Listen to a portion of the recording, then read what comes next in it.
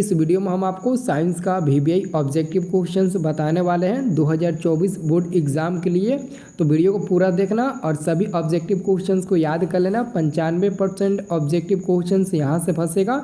Video को पूरा देखोगे और माँ सरस्वती का नाम लोगे तो एक ही बार में ये पूरा क्वेश्चन आपके दिमाग में सेट हो जाएगा और याद हो जाएगा हमेशा के लिए। ठीक है, तो लास्ट तक देखना, सभी क्वेश्चन याद कर लेना। ठीक है, तो जैसा कि दोस्तों पहला नंबर आपका क्वेश्चन है, प्रकाश की किरणें गमन करती है।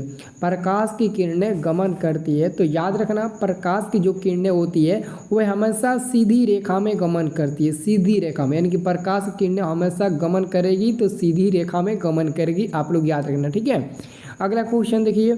अगला क्वेश्चन आपका 2 नंबर है। 2 नंबर क्वेश्चन है जी, सर्च लाइट का परावर्तक सतह होता है। सर्च लाइट का जो परावर्तक सतह होता है वो होता है अवतल का। क्या होता है? अवतल का होता है। आंसर हो जाएगा बच्चा सब बी नंबर, अच्छे से याद रखना। ठीक है, अगला क्वेश्चन देखिए। अगला क्वेश्चन है हम लोगों का 3 नंबर, निर्वात में प्रकाश की चाल क्या होती है। तो निर्वात में प्रकाश की चाल क्या होती है तो याद रखना 3 × 10⁸ मीटर पर सेकेंड निर्वात में प्रकाश की चाल होती है। तो ऑप्शन नंबर देखो ए नंबर में दिया है, तो ए नंबर वाला हमारा सही आंसर हो जाएगा। ठीक है दोस्तों, आप लोग चैनल को सब्सक्राइब कर लेना। ठीक है, मैं आपको डेली शाम को 6:30 बजे लाइव क्लास दूंगा बिल्कुल फ्री में। ठीक है, और एक और बात आप लोगों को मैं बता दूं, ठीक है, आपको साइंस का ही नहीं बल्कि जो भी सब्जेक्ट है, संस्कृत है, हिंदी है, मैथ है और भी सब्जेक्ट है, सोशल साइंस है, सबका मैं आपको एक एक ऑब्जेक्टिव क्वेश्चन बता दूंगा ताकि आपको एग्जाम में कोई दिक्कत ना हो। ठीक है, और एग्जाम में सब क्वेश्चन फंस जाएगा और अच्छे से कॉपी लिखना और अच्छे मार्क्स लाना। ठीक है, तो चलो 4 नंबर क्वेश्चन देखते हैं कि मानव नेत्र में किस प्रकार का लेंस पाया जाता है। मानव नेत्र में यानी कि मनुष्य में है ना, जो लेंस पाया जाता है वो होता है अवतल लेंस। जैसे हम लोग मनुष्य हैं, हम लोग के अंदर उत्तल लेंस पाया जाता है। हम लोग के जो नेत्र होता है उसमें उत्तल लेंस पाया जाता है। अगर कोई पूछे तो बोल देना उसमें उत्तल लेंस पाया जाता है। ठीक है, अगला क्वेश्चन है हम लोगों का 5 नंबर। देखो जी 5 नंबर क्वेश्चन क्या है।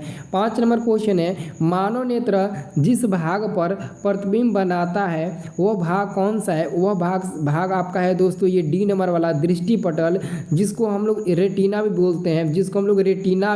बोलते हैं। तो नाम याद रखना क्योंकि ऑप्शन थोड़ा इधर उधर हो गया, लेकिन कोई बात नहीं है, आप लोग डायरेक्ट आंसर याद रखना, जिसको हम लोग दृष्टि पटल कहते हैं या फिर रेटिना भी इसका नाम हम लोग देते हैं। ठीक है, तो कभी कभी एग्जाम में दृष्टि पर न देकर रेटिना भी दिया रहता है, तो थोड़ा अच्छे से देखना। ठीक है, अब देखो अगला क्वेश्चन आपका है 6 नंबर। 6 नंबर क्वेश्चन है, सामान्य नेत्र का दूरबिंदु है। देखो सामान्य नेत्र का दूरबिंदु अनंत होता है। क्या होता है जी? अनंत होता है। सामान्य यानी कि अगर आपका आंख स्वस्थ है और आपको आंख में कोई प्रॉब्लम नहीं है तो आप अनंत दूरिया को देख सकते हैं। तो आंसर होगा डी नंबर वाला। ठीक है, चलो अगला क्वेश्चन देखते हैं।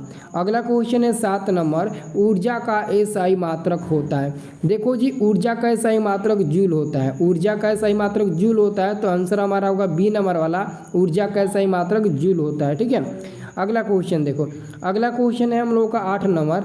8 नंबर क्वेश्चन है, निम्न में किसका अर्थ है जल, यानी कि जल बताना है किसका अर्थ होता है। तो सबसे पहले आपको पता होना चाहिए कि जल का रासायनिक सूत्र क्या होता है, H2O होता है। तो H से शुरू हुआ है तो हाइड्रो, देखो हाइड्रो का मतलब हुआ H, यानी कि H से शुरू हुआ है तो H2O यानी कि हाइड्रो का मतलब हो गया जल। तो हमारा आंसर हो जाएगा डी नंबर वाला। ठीक है, सब लोग एक बार ऊपर वाले के नाम लेना, ये पूरा क्वेश्चन आपके दिमाग में सेट हो जाएगा। ठीक है, और सब लोग लाइक करना वीडियो को। ठीक है, लाइक करना तभी तो याद होगा आपको ये पूरा क्वेश्चन।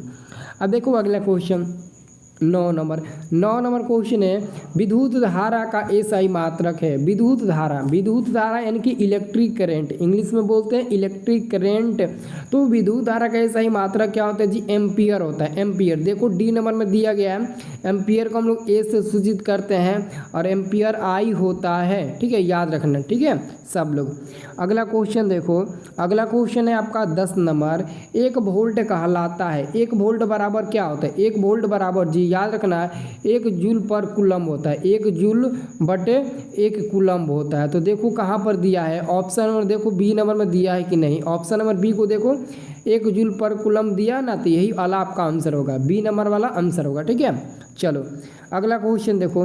अगला क्वेश्चन आप लोग का 11 नंबर, घरों में विद्युत से दुर्घटना किसके कारण होती है। आप लोग देखते होंगे कि कभी कभार आपके घर में बिजली यानी कि लाइट के कारण आपके घर में आग लग जाती है, कहीं दुर्घटना हो जाती है, हो सकता है कि किसी किसी को करंट भी लग जाता है आपके घर में, और भगवान ना करे ऐसा हो, मतलब कि किसी के साथ, एग्जाम्पल मैं आपको दे रहा हूँ। ठीक है, तो जो दुर्घटना आपके घरों में होती है वो शॉर्ट सर्किट के कारण होती है। आप लोग बोलते हो ना कि लगता है उस घर का तार शॉर्ट मतलब कि हो गया है, जिसके चलते मतलब कि वो बल्ब नहीं जल रहा है, ऐसे बोलते हो ना कि लगता है तार शॉर्ट हो गया है, तार गल गया है, तो वो सब किसके कारण होता है, तो शॉर्ट सर्किट के कारण होता है। ठीक है, अब देखो आगे क्वेश्चन।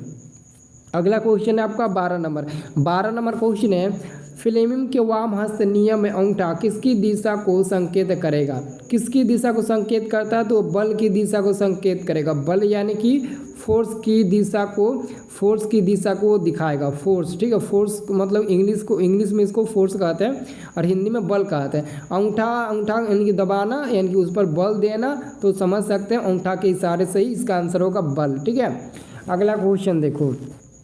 अगला आपका क्वेश्चन है, ग्लोबल वार्मिंग के लिए उत्तरदायी गैस है। देखो जी, ग्लोबल वार्मिंग के लिए उत्तरदायी गैस CO2 होता है, जिसका हम लोग नाम देते हैं कार्बन डाइऑक्साइड। जो ऑप्शन नंबर आपको C नंबर में मिल जाएगा, तो ये वाला आंसर बिल्कुल सही है। अगला क्वेश्चन देखो। अगला क्वेश्चन है आपका 14 नंबर, साग सब्जियों का विघटित होकर कंपोस्ट बनना किस प्रकार की अभिक्रिया है। साग सब्जियों का विघटित होकर कंपोस्ट बनना किस प्रकार का अभिक्रिया का उदाहरण है। तो आप लोग अभिक्रिया का नाम याद रखना, ऊष्माक्षेपी। क्या नाम होगा, ऊष्माक्षेपी। देखो गौर से, ऊष्माक्षेपी अभिक्रिया का नाम याद रखना, यही ऊष्माक्षेपी है जो साग सब्जियों का विघटित होकर कंपोस्ट बनाता है। ठीक है, याद रखना। अब देखो अगला क्वेश्चन। अगला क्वेश्चन आपका है 15 नंबर। 15 नंबर क्वेश्चन है, अपचयन वह प्रक्रिया है जिसमें, तो याद रखना अपचयन वह प्रक्रिया है जिसमें ऑक्सीजन का योग भी होता है, हाइड्रोजन का वियोग भी होता है और इलेक्ट्रॉन का त्याग भी होता है, यानी कि ABC तीनों होगा। तो आंसर हम टिक लगाएंगे, D नंबर पर सभी होगा। ठीक है, चलो। अकेले